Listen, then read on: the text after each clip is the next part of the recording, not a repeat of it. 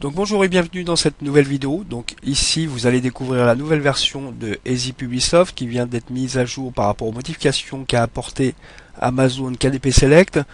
Donc première chose à faire, c'est quand vous avez lancé le logiciel, vous venez sur le petit point d'interrogation ici et vous allez voir quelle est votre version. Donc si vous n'avez pas le 2.0.7.2, c'est que vous n'êtes pas à jour. Donc téléchargez la nouvelle version, installez-la sur votre ordinateur. Ensuite, la deuxième nouveauté, c'est que le logiciel maintenant a intégré automatiquement une détection de nouvelles mises à jour.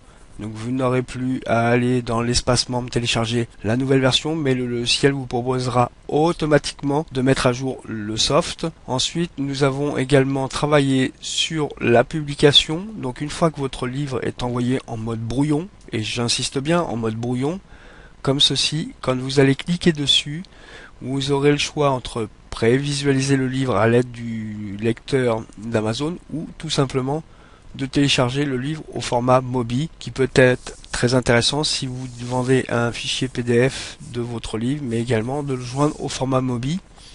Et enfin, seconde modification, vous allez voir que dans les renseignements de votre livre, ça a un petit peu changé, c'est-à-dire que maintenant ça se découpe en deux fenêtres. Donc là, je vais pas pouvoir le réduire, mais vous avez inscrire, d'accord, avec toutes les informations, instructions, introduction, etc. La couverture de votre livre.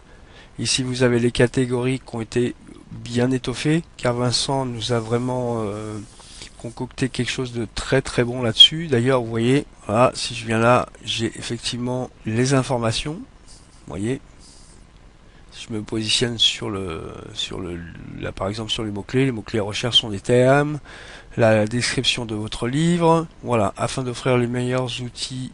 Vous avez donc là les infobules, donc positionnez-vous dessus.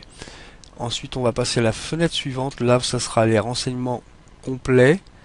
Donc là c'est pareil, si je viens là j'ai une infobulle, si je viens ici j'ai une infobulle, pareil ici, pareil ici. Donc là on a vraiment améliorer la partie description du livre. Donc je rappelle les deux principales choses qu'on a travaillé. Donc merci à Vincent Roy, le développeur. C'est déjà de repenser complètement le logiciel puisqu'il n'aura plus à utiliser le Frame Network. Il s'est adapté à la nouvelle mise à jour d'Amazon. Donc maintenant vous pouvez de nouveau publier au mode brouillon ou en mode direct. Vous avez également la possibilité, comme vous l'avez vu, que le logiciel détecte automatiquement les mises à jour. Voilà, je vous dis à bientôt pour une nouvelle vidéo. Merci.